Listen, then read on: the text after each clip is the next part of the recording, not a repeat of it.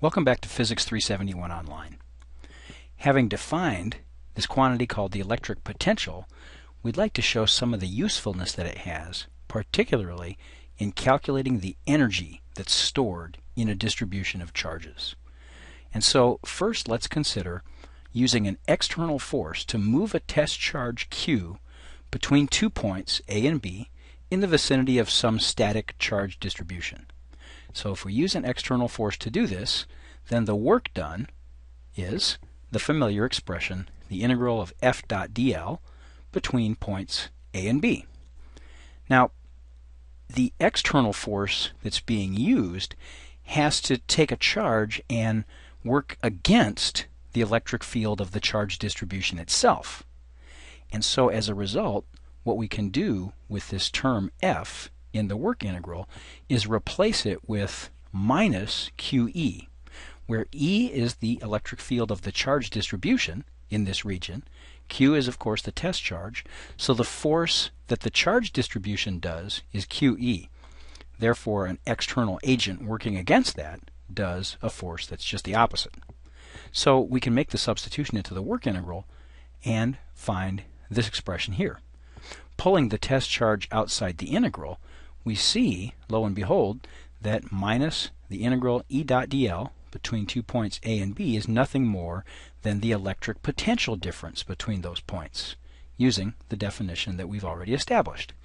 So the work done is equal to the test charge times the difference in potential between the 2 points.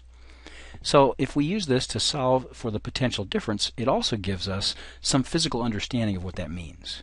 The difference in potential between 2 points would be the work done per unit charge that it takes to move a charge between those 2 points. So if the charge starts very far away, essentially at infinity, and is brought into some final location B, then the expression up here for the work done, this would mean that point A is essentially infinitely far away. We know that the potential goes to 0 at infinity. Therefore, the work done to bring in a charge from very far away to a final location is just Q times the potential at that final location. And although we've been writing down the symbol W, emphasizing that it's work done by an external agent, if that external agent does work to bring the charge into that location, then the work done actually is an energy that's stored in that configuration. And if we release the charge, we would presumably get back that same energy. So let's use this formula to figure out the energy stored in assembling a collection of 3-point charges. We'll look at a specific case, and then we'll generalize to the case of a much larger number of charges. So if we have charge Q1 and we put it in a certain location, there's no work required to do that if there's no other charges around. But then if we take a charge Q2 and bring it in from very far away to some final location near charge 1, we see that the work done is nothing more than the charge times the electric potential at that point. The potential due to charge 1 at the position that charge 2 was brought to. All right, and that's simply what we had at the bottom of the previous slide. So we know how to write down the electric potential of a point charge. The electric potential of point charge 1 is Q1 over 4 pi epsilon naught times R12, where that's the distance between the 2 charges. Now what about a third charge? Well, when we bring in a third charge, there's going to be 2 terms, right? Because it is interacting now with the electric field from charge 1 and from charge 2. But let's write it down in the familiar way. We write down Q3 times this potential, which is symbolically expressing the potential due to charges 1 and 2 at the position of charge 3. And so again, this will be, since it's due to charges 1 and 2, it will be the sum of 2 terms for point charges. We've got the 1 over 4 pi epsilon 0, Q1 over R12, and then there'll be Q2 over R23. And if we add all these terms together, the net work done in assembling this collection of 3-point charges has 3 terms. The 1 over 4 pi epsilon 0 is common to all 3, but we have the products of each pair of charges divided by the distance between them in the final configuration. And so this looks pretty simple, and also it suggests how we should generalize this to a larger collection, let's say, of n charges. We can write this as a summation. We'll pull the 1 over 4 pi epsilon 0 outside, and we're summing over two different indices because there's two different terms in the numerator of the summand. So we've got a qi and a qj, and we let the indices of the sums run from 1 to n. Now the only problem with this, and the reason we need another restriction on the summand, on the indices, is that we don't want to include terms like q1, q1 or q2, q2, because those don't have any physical meaning. A charge can't interact with itself. Therefore, we have to put on the index for j, we're just going to say that j must be greater than I. So if I is equal to 1, j can't be 1, it has to be 2 and above. If I is equal to 2, then j has to start with 3. And the reason, of course, is we also don't want to double count. We don't want to have q12 followed by q21, which would really represent the same energy, the same interaction. So we don't want to double count. But this additional restriction on the index for the sum is really pretty awkward. And if we're clever, we can simplify things by introducing a factor of 1/2, which will help us avoid the double counting problem. So if I pull a 1/2 out there, then I can let I run from 1 to n and j also run from 1 to n, because even though this summation will give me q12 and q21, I'll just use the 1/2 to cancel that out and end up with simply one of those terms. The only thing I have to be careful about, once again, is I cannot have I equal to j. And so now I've got j not equal to I. And if we pull out the q sub I so that the second sum only includes qj and then script r ij, we actually can give a physical interpretation to this second sum. What we see that it really is, it's got the form of the electric potential of a point charge. And if we sum over all of the charges, what we've really found out is the total electric potential that qi will encounter due to all the other charges at its position. So once again, it's the potential at the location of q sub I due to all the other charges in the final charge configuration. So noticing that simplifies our task a great deal, because the sum for the stored energy can now be written 1/2 times the sum from I equals 1 to n of q times v. And that's pretty simple. This is again where the definition of the electric potential has helped us greatly simplify this kind of an expression. We can generalize this now. What we've written so far is just for collection of point charges, but we can generalize this for a continuous distribution of charge, such as we might have if we rub a balloon over our hair or charge up a plastic rod using a piece of rabbit's fur. So for a continuous charge distribution, we just make the familiar replacements where we replace a sum over discrete point charges with an integral over infinitesimal charges, dq. And of course, in 3 dimensions, where we represent the charge distribution with a charge per unit volume rho, dq becomes rho d tau. So we can take the sum, and making this replacement, we can give a simple 1/2 times the integral of the charge density times the electric potential d tau. Realize, of course, that rho and v are both functions of space. They are scalar functions, but they are functions of space and not constants. So this expression looks kind of nice, but it requires us to know not only the charge distribution, but also the electric potential.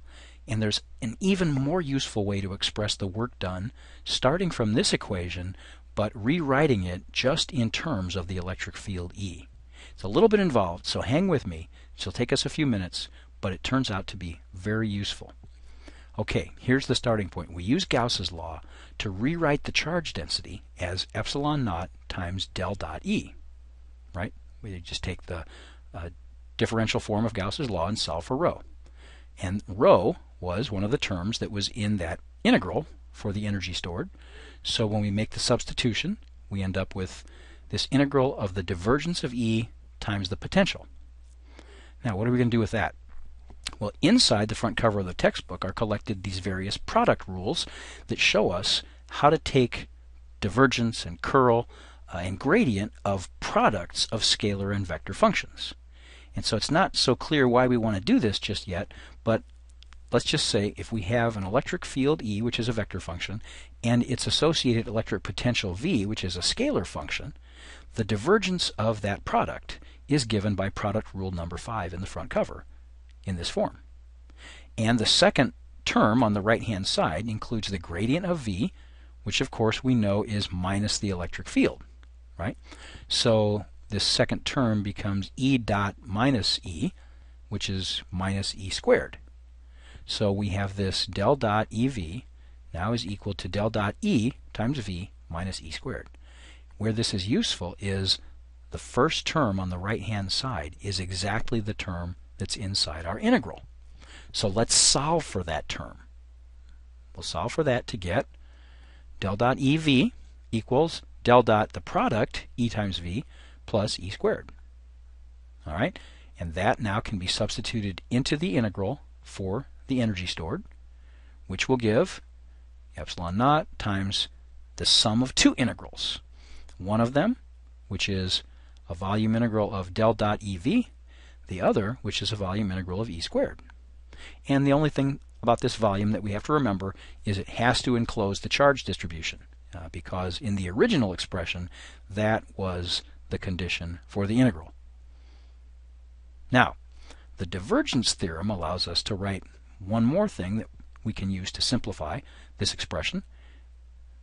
The divergence theorem says, right, that a volume integral of the divergence of a function is equal to the closed surface integral of that function dot dA over the surface that bounds that volume.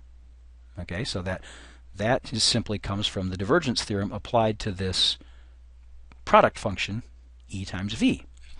And all I'll do is pull the V outside of the dot product because it doesn't have a vector nature to it. And so this is the same as V times E dot dA integrated over a closed surface. So finally now, this is the first integral in the expression for the energy stored. So let's rewrite that expression right here at the bottom of the page, pulling out the epsilon naught over 2. Now we have the surface integral of VE dot dA plus the volume integral of E squared d tau. And just remember, the important condition is that any volume, as long as it contains the charge density, is okay for this, but then the surface integral represents the integral over the closed surface that bounds that volume. So, on the next page, we'll rewrite this expression one more time, and then think about something very clever that simplifies it for us. Okay, let's think about this expression. It involves two terms: a volume integral that has to at least enclose the charge distribution, and the surface integral that bounds the volume. And if you think about it, the sum of these two can't really depend on the volume over which we integrate. We can do this for any volume as long as it encloses the charge distribution. So, and we still must get the same answer every time. So as we integrate over a larger and larger volume, E squared, since E squared is positive, then the volume integral is going to get bigger. And yet, it has to add to the surface integral to give us a value that's going to be the same every time. So what must be happening as the volume increases, if we integrate over larger and larger volumes, then the volume term will get bigger and the surface term will get smaller. So, do you see what we can do? We can integrate over a volume which is all space. And if we do that, then that will be as large as it can possibly be, which means that the surface integral will be as small as it can possibly be, which is essentially 0. So even though I haven't proven this formally, we can make this argument much more rigorous and can show that if we change the volume integral to all space, the surface integral drops out. And we're left with a very simple looking formula for the energy stored in an electrostatic charge distribution. The great part about this is All we need to know, or calculate, is the electric field produced by the charge distribution in all regions of space. And if we know that, then we can integrate over all space the quantity E squared d tau, multiply by epsilon naught over 2, and that gives us the total energy stored. There's some nice examples of this in the textbook, and you'll be doing some of those for homework as well. I'll see you in class.